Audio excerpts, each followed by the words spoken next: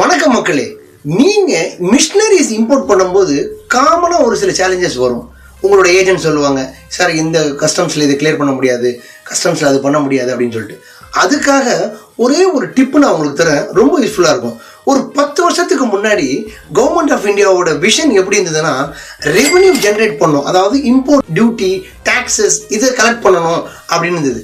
But இப்போ government of இந்தியாவோட விஷனே வந்துட்டு குவாலிட்டி, அந்த லெவலுக்கு குவாலிட்டியாக இந்தியாவில் இம்போர்ட் பண்ணணும்.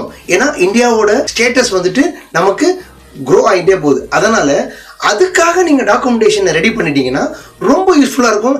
ஹேசல் ஃப்ரீ, எந்த விதமான பிரச்சனையும் இல்லாமல் உங்கள் கார்கோ உங்கள் டேபிளுக்கு ஆன் டைமில் வரதுக்கு உண்டான ப்ராப்பர் சொல்யூஷன், நீங்கள் அதுக்குண்டான டாக்குமெண்டேஷனை ரெடி பண்ணிக்கோங்க. ஃபார் எக்ஸாம்பிள், எனி மிஷினரிஸ் நீங்கள் இம்போர்ட் பண்ணுறீங்கன்னா EPR எக்ஸ்டெண்டட் ப்ரொடியூசர்ஸ் ரெஸ்பான்சிபிலிட்டின்னு சொல்லுவாங்க.